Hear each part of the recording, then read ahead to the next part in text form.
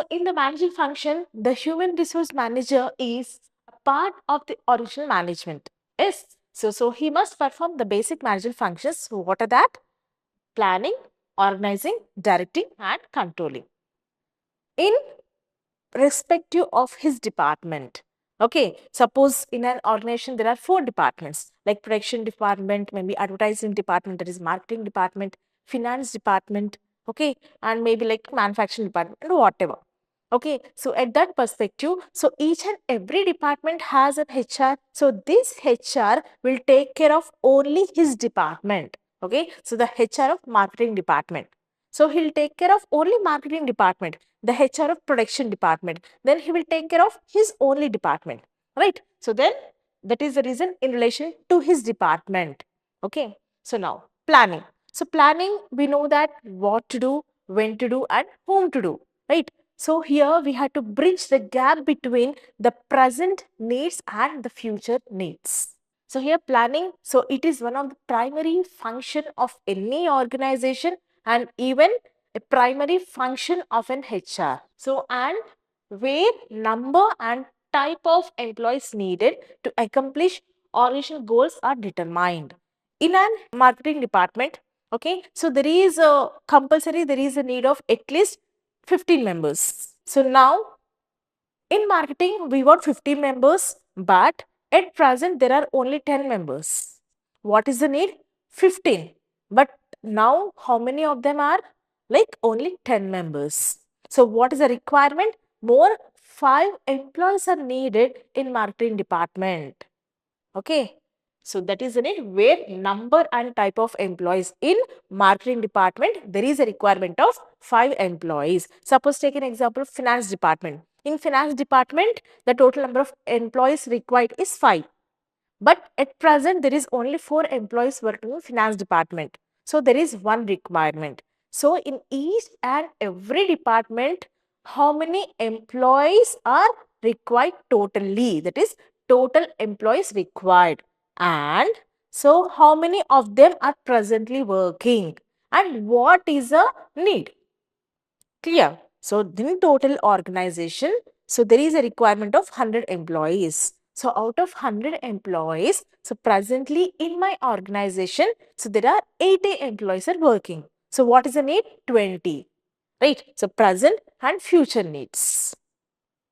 So this can be determined by the each and every department's HR. So this involves forecasting HR needs, developing strategies to meet those needs and creating policies to guide HR activities. So now who will frame the policies? Yes, we know that top management, but with the help of HRs. They will help in framing of the policies, rules, legal laws, ethical standards. Okay, so by adopting a different strategical tactics or maybe the strategical approach, they will implement all these things. Okay, so this is regarding planning.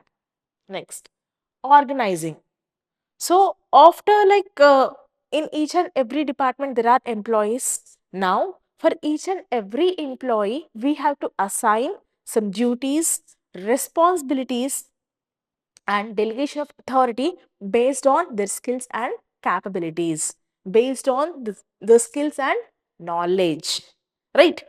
So here the organizational structure basically includes the following. So what it includes? The first point is grouping of personal activity logically into functions or positions. If I have been recruited and selected for a certain position, like a manager, then what is my role? What is my responsibility? So, to the manager position, what are the roles and responsibilities are assigned for that position?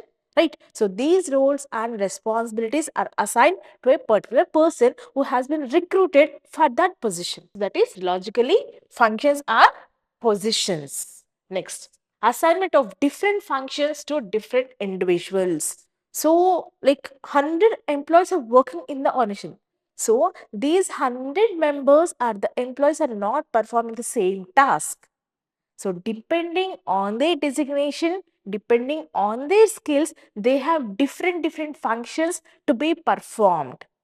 That is different functions to different individuals. Next, Delegation of authority according to the task assigned and responsibilities involved. So delegation of authority. So I'm a manager of 50 employees. So now what I'll do, I cannot handle 50 employees at the same time if any task has been given. So what I do, I delegate my authority to other person who is capable, right? So that is what delegation of authority means. Some of the authority is given to the particular person who is capable to fulfill that requirement, to fulfill that responsibilities. The coordination of activities of different individuals is obviously, so when all the employees, all the individuals are working for only achieving the original goals. So even they're working under like different departments, but collectively what is common? That is achieving the objectives of an organization. Each and every department is striving to achieve the objective.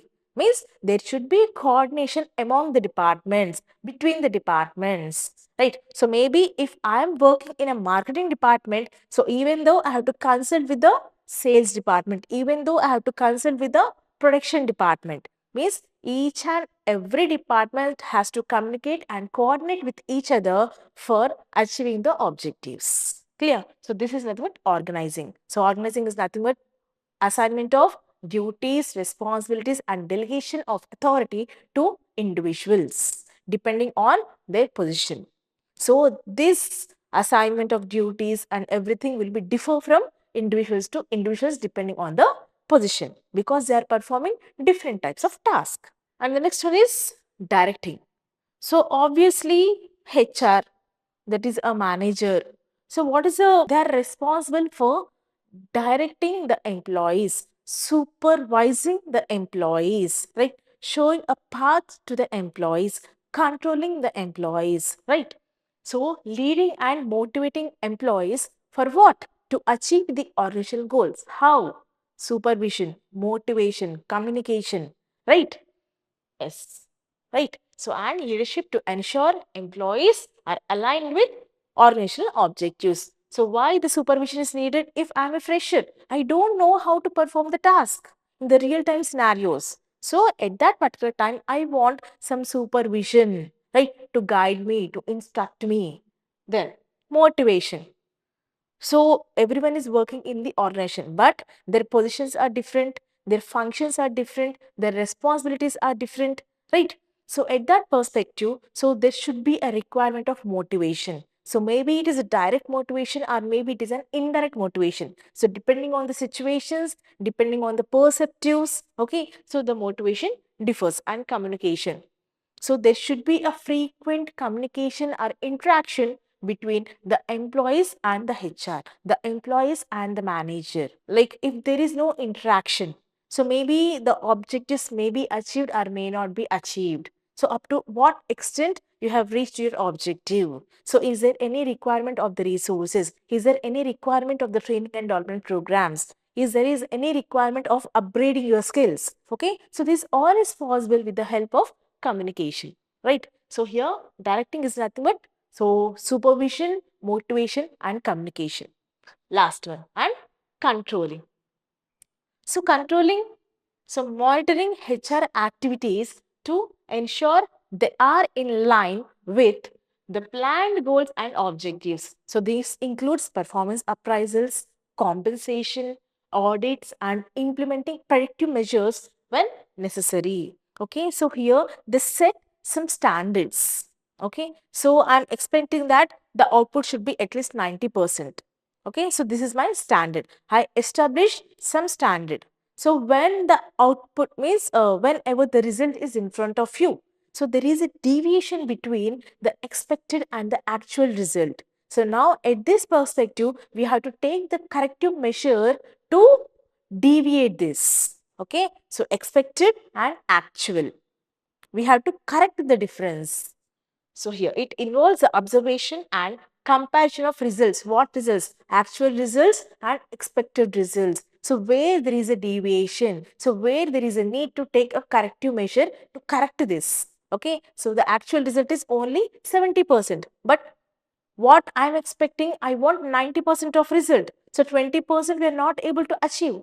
Where is the drawback? So like we have to find out that particular corrective measure and we have to take the corrective step to achieve for the 90%.